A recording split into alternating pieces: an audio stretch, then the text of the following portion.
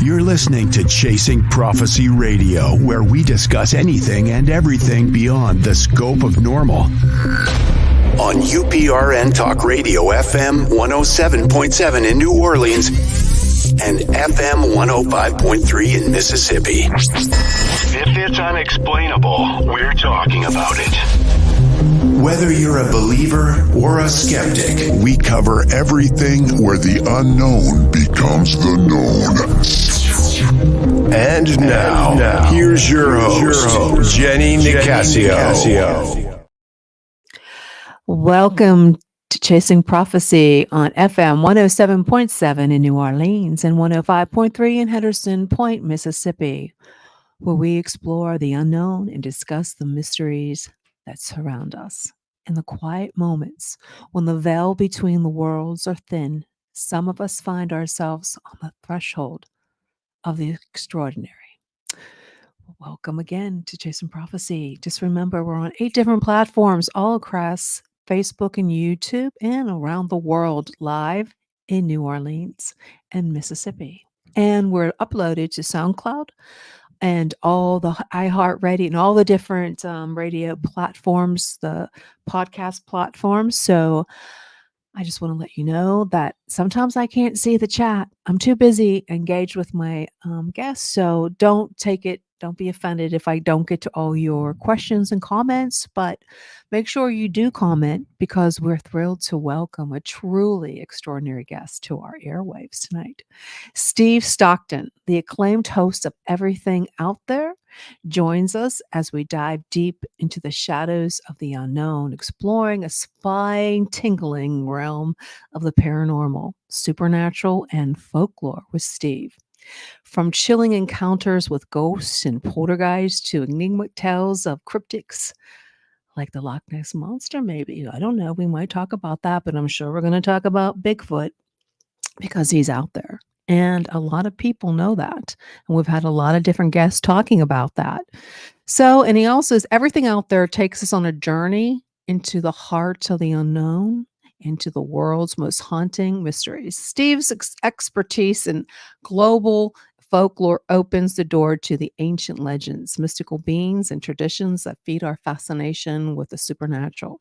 He's also the host of Missing Persons Mysteries. And I've seen a couple of them last night, and I have to tell you, this man has a voice so calming. So if you're having an uptight night and you just want to be entertained too with the Missing Persons or any of other, you have to check him out because I really find him to be a sweetheart. So I'm going to bring him on, and I just want to make sure, I'm going to look at the chat to make sure it's open. And sometimes, hi Cindy, how are you? Sometimes YouTube and Facebook doesn't show up. You don't get your notifications. So sometimes I just like to wait a little bit before we get really deep into the story and the guest, his talks. And I have to tell you, I've been following Missing Persons for a long time. I started when I started listening to Missing 411, The Hunted, and Missing 411. What was the other one? Oh gosh, help me. There's 2 of them. I can't remember the first one. Hi, how you doing? But and I also like David Paulides because I follow him, and so this really intrigued me when I found this guest on Facebook, and I started dwelling into his his information, and he's an author too, and he has so many books out there. And being an author, I'm kind of envious sometimes when I see these authors that really put out books, and I'm like, so slow. But I'm going to go ahead and bring Steve on. So welcome to Chasing Prophecy, Steve. I'm so glad to have you here tonight. And like I said, I listened to your podcast, and what I'm going to do right now is I just want to show a little bit of just the beginning of it so people can see it. Because I think it is incredible, and I think you do a lot out there that's good. So let me go ahead and bring that on. All right. Thanks, Jenny. Thanks for having me on. Oh, you're welcome. So let me just play a little bit of it. Let's see. Hopefully it turns on because I'm so slow at this. And sometimes I don't do very well. I don't know why it's not playing. So let me just make sure I hit play. I'm going to make it big too. Can everybody hear that? Today, we're going to be talking about 5 wilderness disappearances. where mysterious disembodied cries for help were heard by search and rescue teams, but the person couldn't be located. You can imagine how these disembodied cries for help would have baffled search and rescue teams when they couldn't locate the missing person who had vanished in the wilderness. Likewise, the person calling out would probably wonder why they couldn't be heard. As we all know, thousands of people go missing every single day in the United States alone, and while some are found safe and sound and return to their family and loved ones, many are never seen or heard from again. How devastating that must be for the people who remain in the dark about their loved one, wondering always what if and what happened. Are they alive? Are they? That voice is so, I love it. Thank you. Let me make sure I can turn it off because I keep hearing it in the back of my head. Okay. So, Steve, let me ask you a question. Sure. Thank you, Cindy. Thank you. I want to make you feel comfortable and talk about whatever you want, but I just want to get a little bit of background. Tell me your story. What brought you here to this missing, people, and your the paranormal. What brought you there? Yeah, it's been a lifelong journey. I was born and raised in East Tennessee in the foothills of the Appalachians there. And my maternal grandmother was a self-described gypsy witch. Now, I don't know where the gypsy part came in because she was born in the Cades Cove area of the Great Smoky Mountains. But she had a gift. She told fortunes, read tea leaves, tell your future by the bumps on your head, phrenology it's called. Animal entrails when they slaughtered pigs on their farm. She was into a little bit of everything, and she introduced me to the world of the paranormal. Their natural was the supernatural. They regularly held seances, table tappings. Like I said, she told fortunes, read tea leaves, coffee grounds, things like that. And out of all the grandchildren, she had 10 kids, my mom and 9 brothers. And I was born with a veil over my face. Down south, they call it. It's an in-call, or just the amniotic sac was stretched over my head, and they had to cut it away. But in her mountain witch superstitious mind, that marked me as a special child. So at a very early age, she took me under her wing and taught me all kinds of folklore and superstitions and things like that. So I came by it honestly, and then I started having my own personal paranormal experiences around the age of 3 or 4. I saw things and heard things, and that's kind of how all that started. They were part of the spiritualism movement from around the turn of the last century. They had a relative that never came back from World War I, and that was how they got into the Ouija boards and all that. But she told fortunes since she was a teenager. But that was the start of that, the paranormal side of things, and that just continues to this day. But the interest in missing persons happened on Father's Day, 1969, when Dennis Martin disappeared in the Great Smoky Mountains National Park. Lived in the same town, Knoxville, Tennessee, as Dennis did. We were only a few months apart in ages. I was 5 going on 6. He was 6 going on 7. And he disappeared there from the Spence Field area of the Smokies. And of course, it was big news locally there in Knoxville. All the stations covered it in the newspapers and things. And heard about it the day that it happened, that evening on the news. And that was the missing person 0 for me. That was the one that started me. Kept watching and looking, for some kind of news. Somewhere I've got a couple of scrapbooks full of newspaper clippings that I cut out about that case as a child and pasted them in there. And every day I thought, today they'll find him. Today something will happen. And where I lived out in Knox County, we lived on a mini farm, 26 acres. And most of that was wooded. We only had about 5 acres cleared. And in my little 5-year-old mind, I thought, well, we don't live that far from the Smokies. He could have wandered down here. Maybe it was an hour, but that was an hour by car. And I got out on the dead-end country road that we lived on and looked for him on my Schwinn Stingray. So again, that was where I got my start. I'm still trying to help find missing people. That's just something that's been laid on my heart to do. And if you call it a mission statement or what have you, but if I can bring one person home, or worst case scenario, give one family the closure they so desperately desire, then I'm doing what I'm led to do. So that's how my journey with the missing started. Wow, So that's kind of a mixed incredible. bag here. I'm all over the road, but that's where I'm most comfortable. Yeah, I find it's really cool about was that your grandmother? Yeah, my mom's My mother. And you were born with a veil. My grandmother was born with a veil, and they always say that you're special, and you must be. If it's Yeah, not your that's what I was told. Again, I don't profess to have any powers or anything like that, but I do know things sometimes. That's the best way to describe it. And that's the way my granny was. She knew things that she didn't have any way of knowing. Yeah, that's neat. I like that. I think it's if you have a relative that's like that, that's a gift in itself because it's so Mhm. it makes I don't know, makes it neat. Oh, grandma, she's into that. But that's a credible story. Now, when you're 5 years old, Mhm. when your friend disappeared, did they find out what happened to him? No, they never found any real trace of him. There was one footprint that they thought might have been Dennis, but they weren't sure because there were some Boy Scouts and some Cub Scouts in there helping search too, and it was similar to the footwear they were wearing. Now, there was a family named the Key family that farther down in Cades Cove heard a scream and Mhm. saw what they described as a hairy man-like person uh, going up the holler with something red over its shoulder. Well, Dennis just happened to be wearing a red jacket when he went missing.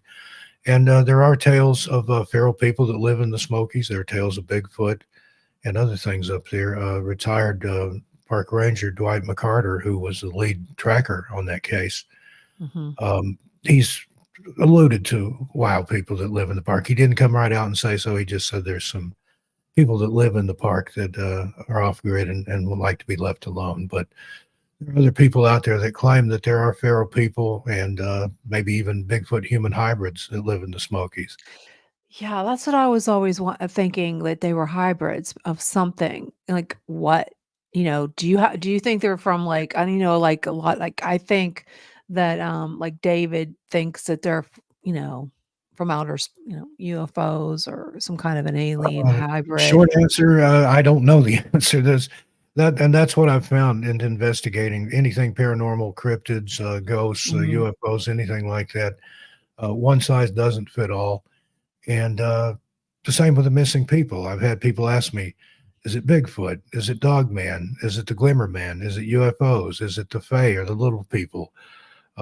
Is it portals or rifts in time? Yes, all the above, because there are certain cases that fit those criteria. So it's Mhm. really hard to say. And the longer I've done this, uh, the more less answers I have. I have more questions than when I started. So I gave up years ago trying to find the answers. Now I'm just looking for the next set of questions. And as Charles Fort wrote, one measures a circle beginning anywhere. So I'm Mhm. still working that circle and trying to move on. Well, Tennessee, that's so like there's so much, depth woods and everything. And how many people must get, are reported missing I in don't that? have the numbers in front of me, but a lot of people go missing in the Smokies. Not as much as Yosemite. That's the national park with the most Yeah. missing people. But the Great Smoky Mountains National Park is the most visited national park. It regularly sees in 12 million range per season, whereas Yosemite doesn't even get half that. So Yep. there's a disparity there, but a lot of people do go missing in national parks. Now, it's not always something spooky or mysterious, despite what other people would want you to believe. Sometimes it's just pure misadventure.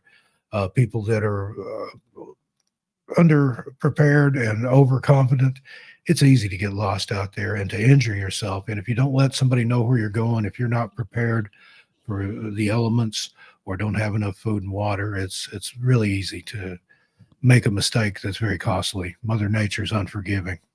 You're very, very. What was one of your most? Well, we have a question. Um, could there be portals that missing people may have found? That's a possibility too.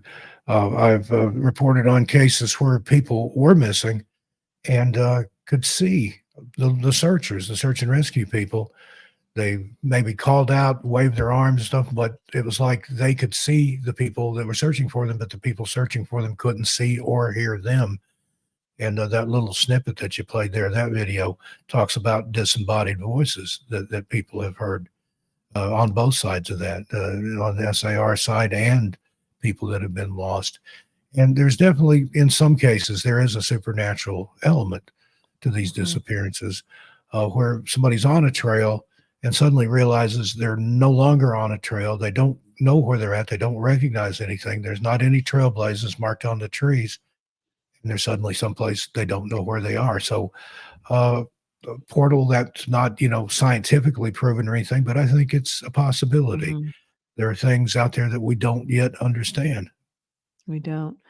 Do you find there's more people disappearing in a certain area? I mean, I know national parks is one. What about I know people were talking, oh gosh, where was it at? Crater Lake, that there Yeah. seems to be a lot that disappear up there. Yeah. I lived in Oregon for a while. Crater Lake is a very, very strange place. And probably the most famous case I can think of off the top of my head from there is Samuel Bulkey, little boy. I think he was 8 years old when he went missing. Ran up the side of a hill just ahead of his dad. They were playing tag. And by the time his dad got to the top of the hill, there was no kid, and they never found any trace of him. So it could be abduction. It could be predatory animals. It could be human predators. It could be anything. I mean, there is no a certain thing, but there's a lot of different things that it could be. But again, for an animal or something like that, there's going to be evidence. I've seen very sad pictures of animal, big cat attacks and bear attacks and stuff. There's forensic evidence. There's torn clothing. There's blood and other things. But for these that go missing where there's absolutely no trace of anything, maybe footprints, and then the footprints end and the person is never found, there is no rational explanation for that. Yeah, that's what's scary, because if there's no evidence of any blood or anything, it's like there's no clothing, nothing. So what makes me a little nervous? I used to want to camp a lot, and now I don't even want to go camping, because I hear after you watch all these shows and It will YouTube cure videos. you of that hobby. I used to do a lot of solo hiking and a lot of camping. Used to love cold weather camping. Wake up in the Smokies with somewhere off trail. I like rough camping and stuff with, when the fresh foot of snow on the ground. I wouldn't give you anything for it now, but after doing these, I wouldn't solo hike, and I wouldn't recommend it to anyone unless, you're prepared, have a personal locator beacon, signal flare, some kind of weapon. There's too many things that can go wrong out there that have gone wrong. And it makes me wonder too. It seems like these people are always by themselves. It seems like whatever this is, or who or what, doesn't come around when there's more than one person. Yeah, it's always a single person that's maybe if they're part of a group, they stray off the trail, maybe go to use the bathroom or go back to the car, the campsite to get something, and then they never see them again. That happens in a lot of cases. But you seem to be safer if you hike or camp with a group, but stay with the group. Yeah, stay with a group or use some kind of beacon or something. So give us some of your most amazing missing persons that you recall. One that I released a video today, and it didn't happen in the woods or the forest or anything, but from a nightclub in Ohio. A young man named Brian Schaefer had gone to a bar with some friends. He was a college student. And there's a closed circuit TV of him in the bar, but there's no video of him exiting the bar. He disappeared, was never found. So again, did somebody take him? Did somebody sneak him out the back? The one spot that the cameras couldn't see. To this day, there's been no trace of him, and that's been several years now. And that's in a bar. Yeah. So that sounds like it just goes to show that you can go missing from anywhere. It doesn't have to be in a national park or a state forest or the woods at all. People go missing in the city. There was one story that I covered from here in New England where I live. It happened back in the 40s, late 40s, where a guy went missing from a bus. The driver and the other passengers saw him get on this bus, and he didn't get off at any of the stops between. And when it got to the final destination, his stuff was still there, but he wasn't there, and never any sign of him again. I can't recall the gentleman's name. But That's things like crazy. that. There seem to be certain areas where it happens. That happened in a part of the country called the Bennington Triangle, where a lot of people go missing, a lot of strange circumstances, a lot of Native American folklore and things in there about missing people and things in the woods that take people. Yeah, there was a movie I just watched with I can't remember the name. It's a Western. It had Kirk Russell in it. Oh God, what was it? It was scary. It was a Western. Bones something. Oh, I wish I remember what it was. Maybe I can pull it up. There was these. I know it's fictional, but it made me think because there was a TikTok that was going around about this giant door on the mountainside, Yeah. and do I you think know what Bone I'm talking about? Tomahawk was the one you're Yes, talking Bone about. Tomahawk. Yes, Yeah. that's it. I just saw it last night. I'm like, I had a couple. I haven't done this in I don't know how long. Covered my eyes. Oh, it was gruesome. But yeah, I was thinking, it's weird that, because I have you on the show and everything. I'm like, oh, and they made that horrific sound. So it got Mhm. me thinking maybe that there are, creatures that live in these like caves in the woods, in the forest, and they're like that. And we Yeah. don't know about it. So it made me think about There's it. other cases I've covered where people heard a voice coming from a cave that knew their name or would even mimic somebody they knew that was either thousands of miles away or wasn't even alive anymore. So whatever it is, it has a way of getting into your head. And if I heard something calling my name from a cave, I would go the other direction just as fast as I could go. Well, if they're calling you by name, that's Yeah, kind of that that's has kind to be of very that creepy. that's really creepy. Does any people ever talk about like creatures in the woods that call them by name? Like, There's been some discussion about it, but that's another thing. The people that do go missing, when they are found, they either don't remember what happened to them or they're very hesitant to talk about it for whatever reason. So it's my opinion that they saw or experienced something out there that just, almost shattered their psyche, that they have a type of PTSD or something from yeah. it to not want to discuss it. But some of them covered a missing child case. It's been a couple of years ago now, Riker Webb, little boy that went missing from his home. And when they finally found him, he was, I think I was over 2 miles away, but he had to go up a mountain, down another mountain, and through the woods. And they found him in a shed, a garden shed out behind another cabin.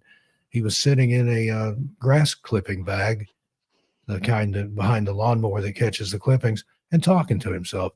And when they Oh, brought him out of there, you'd have to look at the picture on the web. His eyes are like saucers. When I was little, I was born in 1963. I met a lot of Vietnam veterans as a child, mhm. and they had that look, that shell-shocked, 1,000-yard stare. And that little kid, he's experienced something out there. I would love to see an interview with What? him later in life and see if he remembers any of what happened to Yeah, him. because that kid's gonna. But the weird thing, he's wearing these little footy pajamas like kids wear. The feet aren't even that dirty. And this was supposedly in the wintertime. He walked through, I don't know that it was snowing, but it was raining and muddy. But Wow. how'd he get there? Yeah, It's seriously. almost like he was teleported or something. Yeah, for having on his feet, those little feety things that they were dirty. That he wasn't saying anything. He was talking. He was just was he I mumbling think any? he asked for a Happy Meal or something. He was glad to Oh be my back, god. obviously. And then there's other cases where kids that have gone missing, sometimes for a period of time, when they are found, they claim that a bear took them back Yeah, to I a was just cave, gonna say cuddled that. them, kept them warm, fed them berries. And I know bears don't do that, So especially in the wintertime. If a bear is just coming out of hibernation, they're hungry. yeah. They're not That going to that cuddle you. yeah. You are a burrito to them at that point. Yeah, seriously. If it was like some kind of to me, maybe it was a female because I know animals like the females always have that protective nature. Maybe it was like a Bigfoot woman that Yeah, the maternal anything instinct is to take care of possible, it. but then again, who knows? And I've covered a lot of strange Bigfoot cases and things too. Mount Shasta in California, I've been up there a couple of times. That's a weird, weird place. And one of the most incredible Bigfoot stories that I've ever heard, two for one, happened there. A woman claimed she was there. I think it was in the fall. on the slopes of Mount Shasta, and she claimed that she observed a female Bigfoot giving birth. Oh, And then there was another person, not related. They didn't know each other, had never heard each other's story. She was there about a year later, and in the same meadow, observed a female Bigfoot with a smaller youth Bigfoot. So, did one person watch her give birth, and another person saw the same Bigfoot with her baby about a year later? Strange stuff. yeah, that's kind of crazy. So when you were an outdoorsman, you would go camping a lot. Yeah. Did you ever see something so unsettling or unexplainable? I had an encounter in the Smokies once. I was up near Clingman's Dome, which is the highest point in the Smokies, and I've got a detailed story of this in my book, My Strange World. But I didn't hike on the normal hiking trails. I like to bushwhack and go through the rough hiking and stuff. And I'd been up to Clingman's Dome. I was headed back down. It was late in the afternoon. It was in I think late summer, early fall. And as I'm coming down just off to the side, Jenny, I see this just beautiful tree. It looked like a Disney tree in a clearing. It didn't even look real. And I walked into this clearing to have a better look at this tree. And I believe it was a beech tree, which is not indigenous to that area. At that height, you don't have those kind of trees. And I walked there and I'm looking at it. This thing was ancient. It was big enough around. It would have taken probably half a dozen people stretching and holding hands to circle around this tree. And it's just the most amazing tree I've ever seen. The clouds kind of parted. The sun shone down and hit this tree. And it was just this magical moment.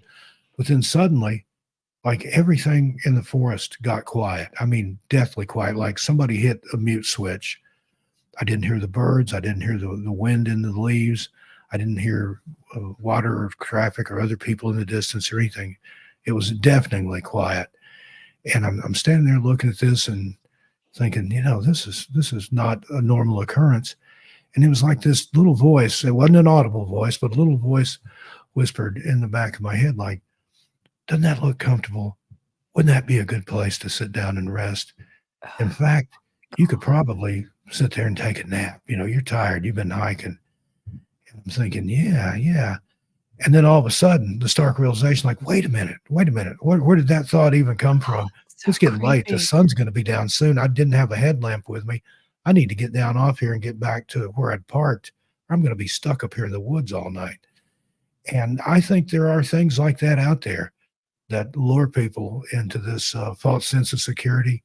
And that almost sounds like a Rip Van Winkle type thing. Yeah. I think if I'd sat down under So the tree creepy. and went to sleep, whatever's up there, it would have taken me, and I would Yeah. have joined the missing in the Smokies. That's so creepy. I don't like that at That's one of all. the strangest experiences I've had there. But other places, when I was hiking it was on the Appalachian Trail just outside of Damascus, Virginia. I've never through hiked, but I did a lot of section hiking. And I was in there at night. Now I had a headlamp that time. It's about 2 or 3 o'clock in the morning. I was off trail. And I'd been hearing the tree knocks and the strange yips and yowls. Now, there's a lot of animal noises that I'm somewhat familiar with, but occasionally you'll hear something that will make a noise that you're not so familiar with. So I'd been hearing these strange noises and heard the tree knocks. And all of a sudden I heard something hitting the ground, and I looked, and there were little round river rocks about 2 or 3 inches in diameter coming out of the tree line straight at me. They're not like, didn't follow a parabolic arc or anything like somebody was lobbing them at me. They were flying out of the woods. Didn't feel them hit me, but I heard them hitting the ground. I shined my headlamp down. I picked one up, and it was hot or warm to the touch. And I thought, what is this? This is strange. But then those, I call them my granny senses. I could hear my grandmother say, you need to probably turn around and go the other way. So I don't know that it was a Sasquatch or a Bigfoot, but I've been hearing the noises, and they are prevalent in that area. And years later, thinking back on that, I came to the conclusion, I don't think they were trying to hurt me or scare me. I think they were trying to warn me. There was probably a bear or a big cat or something back in there that I was going to walk up on and surprise. And they were letting me know, hey, you need to turn around and go a different direction. And I did, and didn't have any other occurrences on that particular hike. Now, did you feel like in both these incidents, did you felt like you were in danger or just had a weird feeling? It was more of a weird feeling, kind of the prickling sensation that you get on the back of your neck.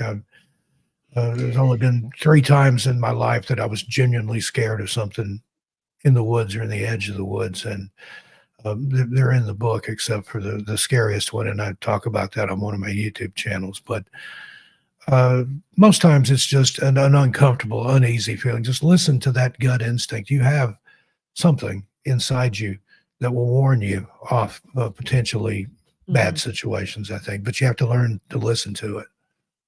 So we can't hear your scary story. We have to wait and we have to I go could read give it. you a Can condensed you give us a version of little them. condensed version? Um, Probably number 3, and then again, there's one that's scary, and the other 2 kind of tie for second place.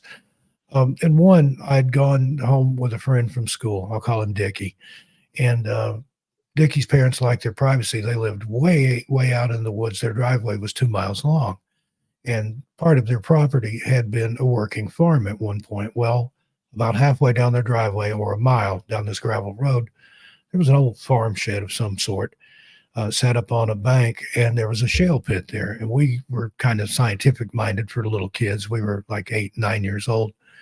And we'd gone down there to look for fossils in the shale. And suddenly we heard some kind of weird noise, almost like a growl or some kind of animalistic noise. And we looked up at the same time where this little shed was, up on the bank there, up on a little rise. And there was something in there that we drew pictures of it independently when we both saw the same thing. It looked like a horse skull, but it still had the eyes, but they weren't on the sides of the head like a horse. They were in the front, and it had these really sharp teeth. Horses have those big flat teeth, for chewing up vegetation stuff, but this had sharp teeth and kind of a rictus grin there. It couldn't not grin, just because of the sharp teeth, and it didn't have any flesh on it. But unlike a horse, it had horns like antlers or something coming out of its head. And it was making some kind of noise at us, and we saw it at the same time. We panicked and ran screaming back up the driveway. Horns. And his mom was trying to get us settled down. His dad finally had had enough. He came out of the house and wanted to know what all the hubbub was out here. And we'd calmed down a little bit by that point to describe what we'd seen. And finally, he's like, okay, just settle down. I'm going to go down there and have a look. Went inside, gets a double-barrel shotgun, goes walking down the driveway. So we're outside under the shade of an apple tree. His mom brought us some Kool-Aid or some lemonade out there or something. We're trying to settle down, and we're listening. We're waiting for a blast or a scream or something. Well, in a few minutes, he comes walking back up the hill, shotgun over his shoulder, just a strange look on his face.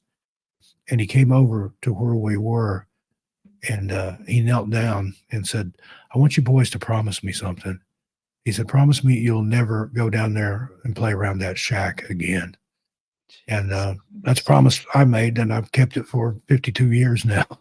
But and then a couple of weeks later at school, Dickie came up to me and said, hey, that shed down there we're not supposed to play in? He said, my dad pulled it down into the shale pit and burned it. So I think he saw something and it scared him too. But the thing was, he was full Cherokee. And I've been told by people more proficient in the legends and stuff than I am that was some type of skinwalker or something. That might have even been after him. But either way, we encountered it, and it scared the pants off of both us. And I was 8 and Dickie was 9. What year was this? Because this sounds like a story that Tim Renner had. He was talking about. I know Tim, strange familiars, but he may have heard me tell it. It would have been, let's see, I was born in 63, so about 1970, 1971, somewhere in there. He said something almost similar to the story. I mean, that he'd happened to him around here. So yeah, anything can happen anywhere.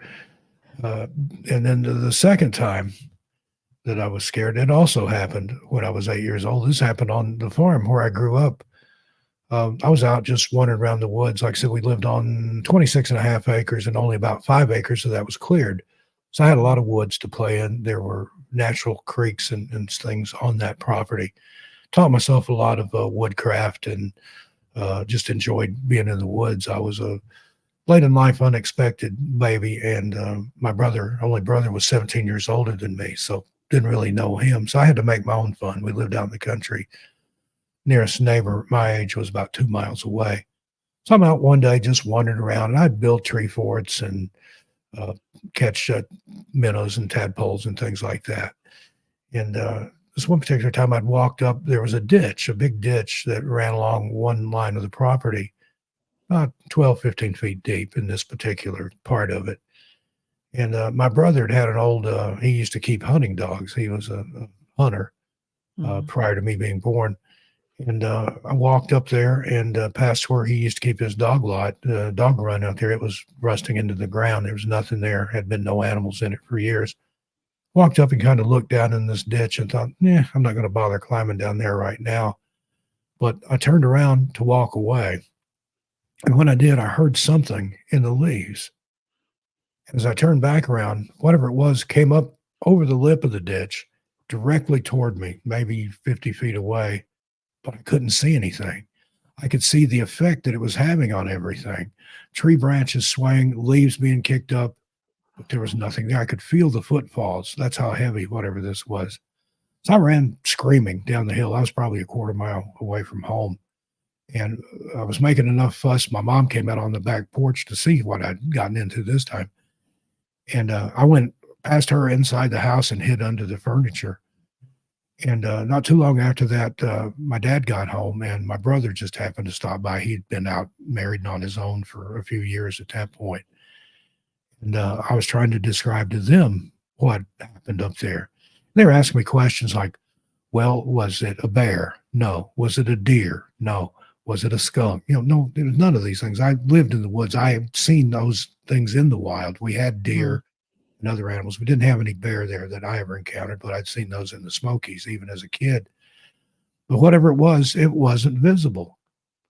Well, flash forward a few years later, I'm 15, and we're getting ready to move from there. We'd sold that farm, and we're moving a few miles up the road, closer to where I was going to go to high school. 15 at this time. I'm out just taking one last look around the property, looking at all my haunts. There was a bee tree there and a lot of rock formations, and like I said, springs and a creek that went into the lake and things. And I walked back up there. First time I'd been up there by myself in a long time. I'd tried going up with a friend and nothing bothered me. Even sent him up to the edge of the ditch as bait. I go stand and look in there and see if you see anything. And I'll hide down here behind this tree. But that time I was alone. I walked up to the edge of the ditch, looked back down and then thought, wonder what scared me 7 years ago when I was 8, just kind of laughing at myself almost. Turned around, walked back down the hill.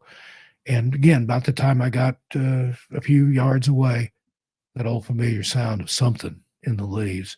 Turned around and looked. Sure enough, came over the edge of the lip of the ditch there, right toward me. Now, I didn't run crying and screaming that time, but excuse me, I didn't waste any time getting back to the house. Then we moved about 3 months later. Flash forward another 6 years. I'm 21 now. I'm working in West Knoxville. And the guy that I worked with invited me to a house party after work. And I didn't know this guy really at all, just from work, and didn't really know him from there. But I thought, sure, I'll go. It's just down the street at a clubhouse, an apartment complex. So we get there. There's a bunch of people there, maybe 20, 30 people. And some of the girls that were in attendance of the party, they either, I don't know if they had it with them or if they found it under the couch in the clubhouse. But anyway, they came out with a Ouija board. Oh, and no. They said, this will be fun. We're going to, go around the room and ask people questions. And they, got it sitting there and doing its thing, and comes around to me. And the only thing I said was, what scared me when I was 8 years old? Didn't give away anything. I never told that story to anybody outside of my immediate family, and certainly didn't tell it to the guy that I worked with or anybody that was in attendance at that party. Well, they get the planchette, and there's two girls there doing it. It's doing its figure eight, and then it starts spelling out WATERSPRITE.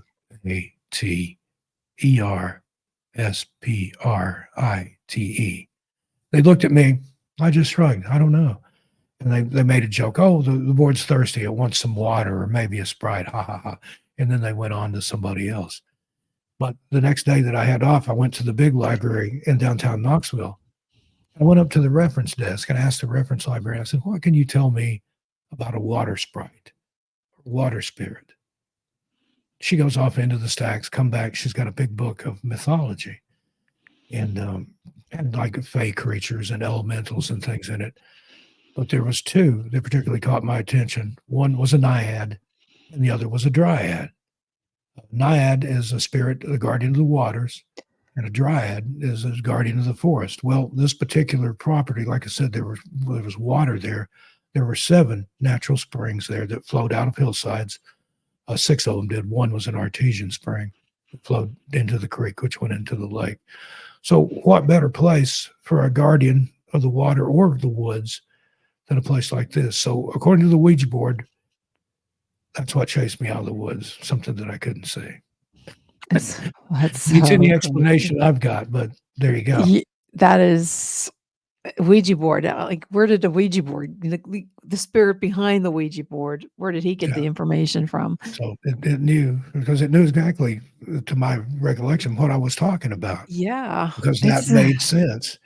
And the ditch line that I talked about, from further research as an adult, found out that was the old stagecoach road through the area dating back to Revolutionary times. Wow. And that area down by the springs, which was just down the hill, we regularly found arrowheads, Civil War bullets and things down there. I think a lot of people had gotten ambushed stopping there for water. And who knows? There was a lot of places in that land that we lived on that had supernatural things or didn't feel right. Seems like it has a lot of supernatural stuff going on there. I just want to take a quick pause. If you're just joining us tonight, we have Steve Stockton. He's a researcher, author. He has a couple podcasts, Missing People. It's a really interesting. So if you want to check him out on what's the name of your podcast again? Missing Person Mysteries. That's the big one. I've got some other channels, but that's the. I think I'm around 278,000 subs over there. So a lot of.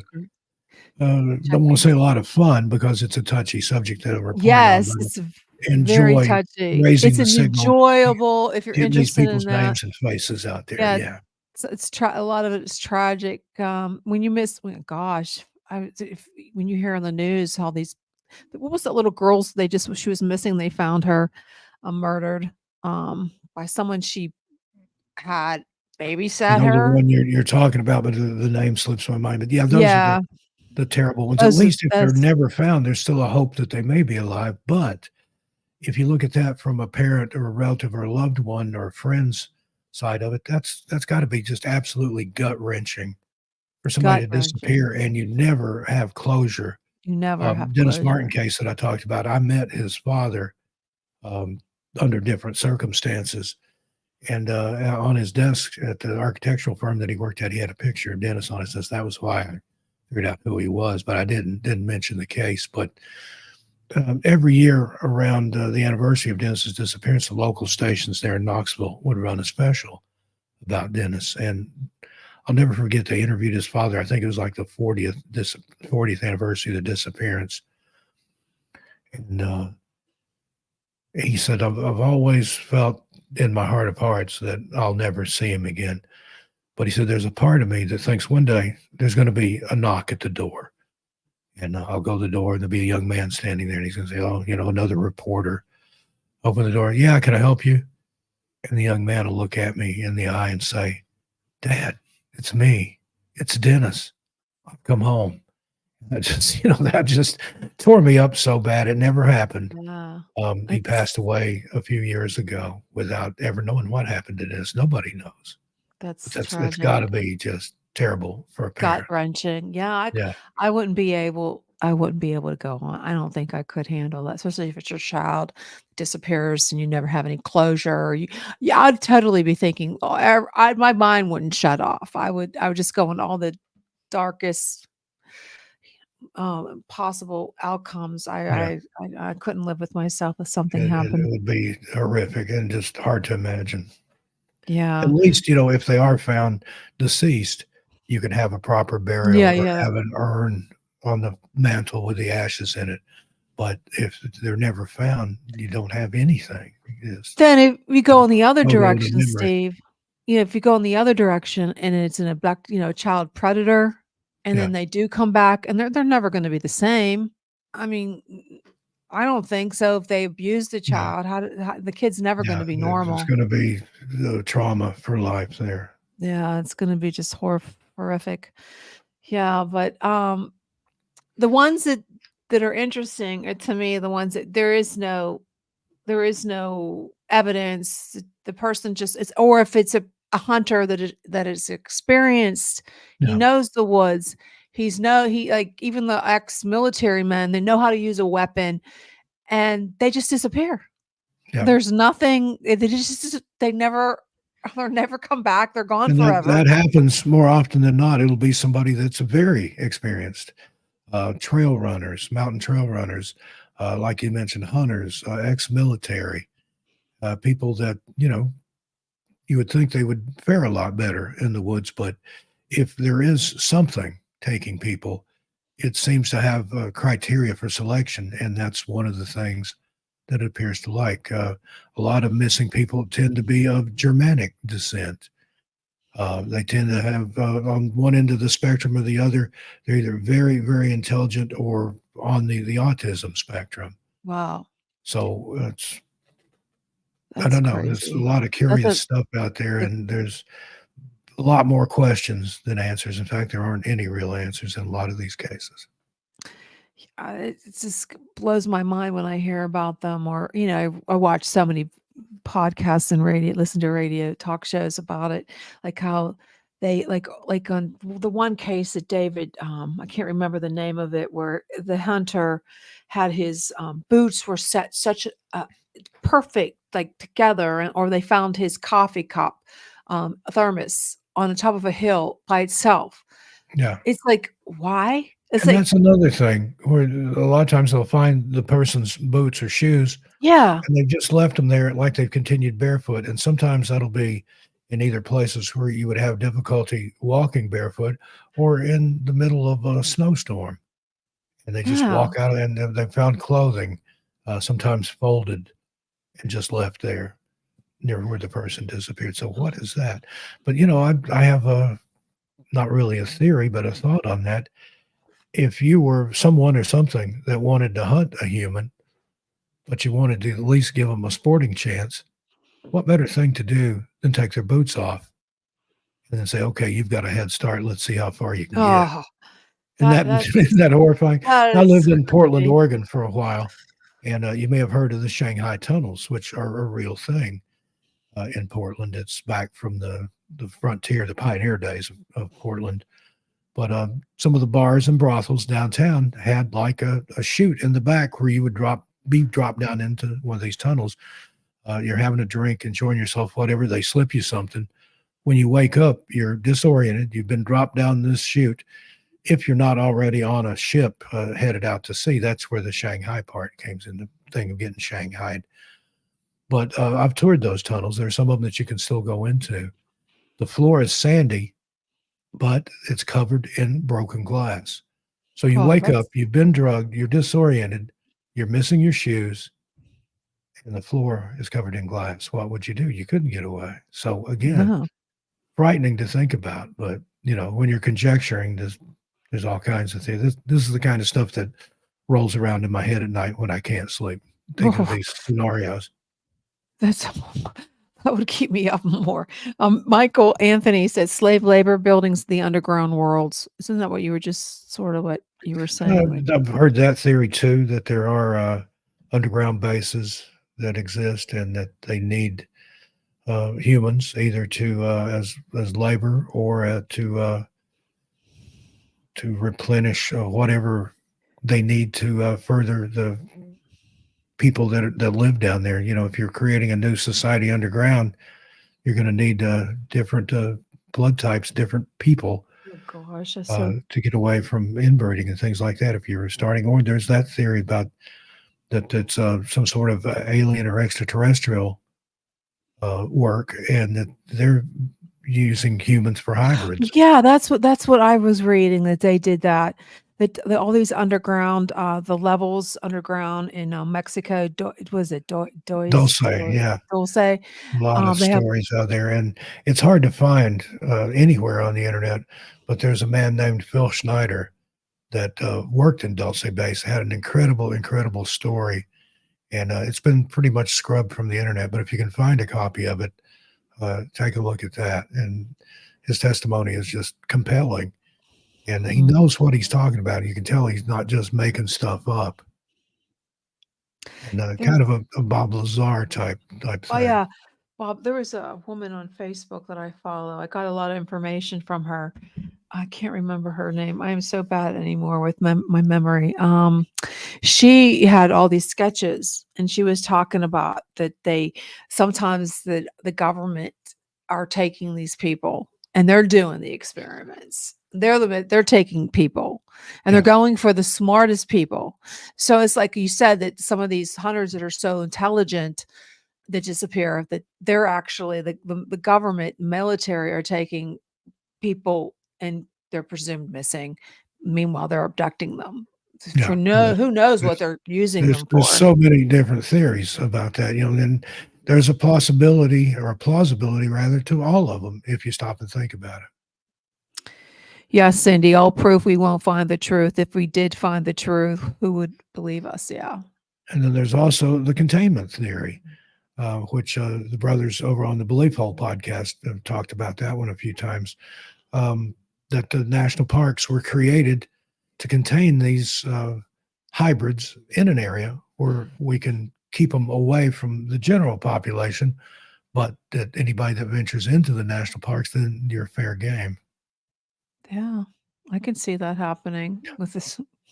There's so many rabbit holes, and once you go down one rabbit hole, then you're into a whole warren, and there's other rabbit holes that go off on all the other sides, and it's again that one measures a circle beginning anywhere, and that it's like an octopus with 1,000 tentacles, especially when you start going into the woo factor like that, the conspiracy theories and things, which who knows? I mean, people are capable of doing anything.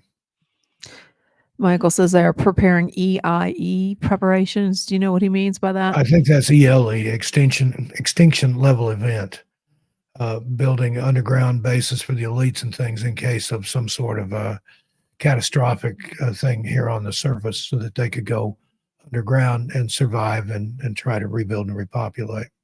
Yeah, there's a lot of stuff going around the internet and all the different social medias that they're saying they're preparing us for something that they're going to plan. They're planning on doing on the government, and to me, even hospitals and dentist office, because they are considered medical. It's like they're doing this. But you know what, Steve? I think they think we're like really stupid. Like we can't figure this out. That it's them. Like even they're saying about the false alien invasion, the fake alien invasion that they're planning and everything. And Heard that. And then there's Project Bluebeam, which I've yes, heard conspiracy theories about, where they can beam holographic projections into the sky that you'll believe. And then there's also a school of thought on that they can actually project those into your head so that you can see and hear things that aren't really okay. there, but you'll believe it.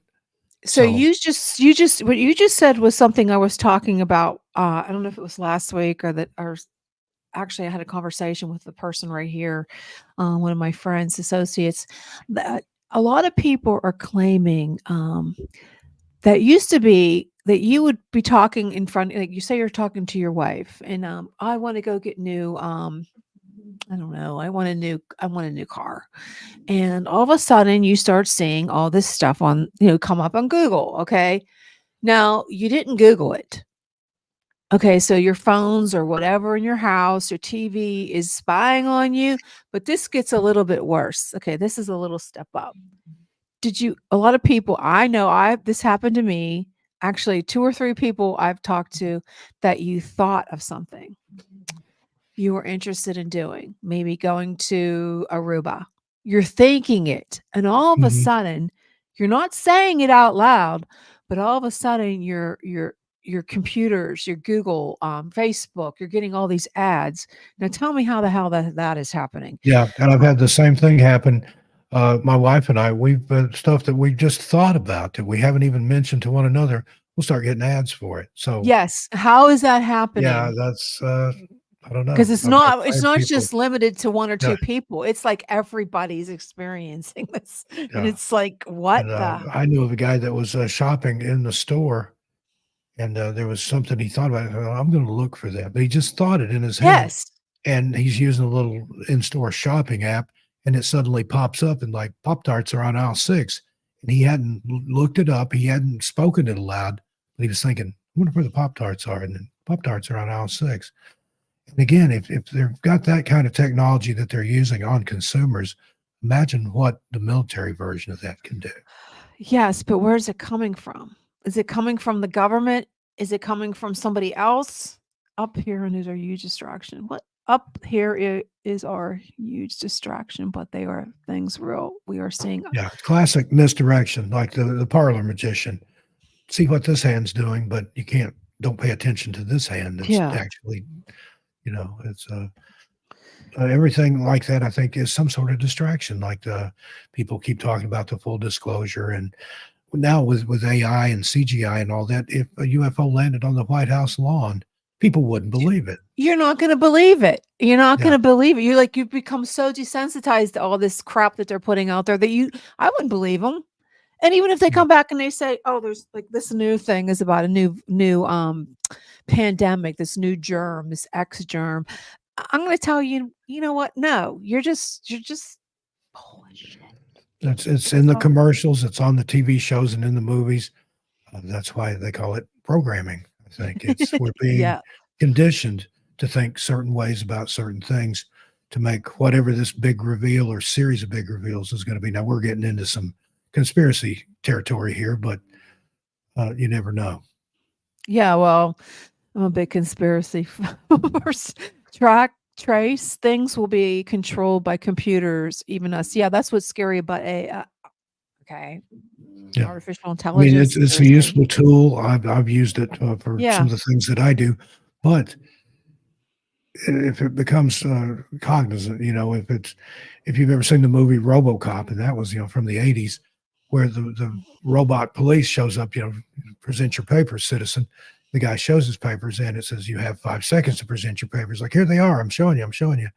And then the RoboCop thing had permission to obliterate him. So I think that's what'll happen. It'll be a war with the robots at some point. Definitely, it's going to be a war. If they become self-aware, they're going to decide, well, the biggest threat to humanity is humans. So humans must be eradicated. Well, just like Elon Musk wants to put those chips in people for medical reasons, I still don't think it's a good idea. It might help somebody with. I don't think GPT predicted the COVID pack. Yeah, they probably did. I was talking to a couple people yesterday about ChatGPT, how to perform heart surgery on a valve replacement. Okay, and he'll tell you how to do it. That's what's scary, So your doctor's going to be on ChatGPT trying to figure out how to do it. You can do anything with that. That's just. But it can make mistakes. It tells you, verify important things. So I wouldn't want a doctor operating on me that was getting directions from AI. I'm sorry. No, but that would scare me. But if you needed to perform something, I don't know. It's kind of scary. Getting your information point you in the there. right direction, I think. Yeah. But I wouldn't rely too heavily on it. It's good. It's good to a point, but I don't think it's And going again, to this take is over the everything. level of stuff that we can access. Imagine what the military industrial complex, what their AI is like. Wow. Yeah, there's a lot of crazy stuff, but okay, we're running down to the Interesting last time to be one. alive. Yes, it's a fascinating time to be alive, but it's a scary time too. It's like, gosh, if you think about your grandparents, could they have handled all this stuff? I don't know, but maybe your grandma might. But Steve, let us know where we can find you. Let our audience know where they can find you. Well, the main channel of Missing Persons and Mysteries on YouTube. And then I'm on the Clyde Lewis Ground Zero Radio Network. My show, Everything Out There, airs on Sunday nights from 9 to 11 Eastern. And my books are available on Amazon, or if you want signed personalized copies, I have those on my Etsy shop. Just Steve Stockton Books on Etsy. Well, there you go, folks. You should probably do ASMR too, because you have a cool voice. I love it. Well, thank you. Well, thank you everyone for joining us tonight. It was really a good show. It was a pleasure having you on the show, Steve. And thank you everybody in the chat to join us. And we'll see you next time. Same place, same channel. And don't forget to watch Into the Night with Sean Kelly. He's next up. Enjoy, enjoy, enjoy. See you later and have a great weekend. And my music did not come on, so I don't know why. But anyways, see you later. Signing off. Have a good one, everyone. Love you.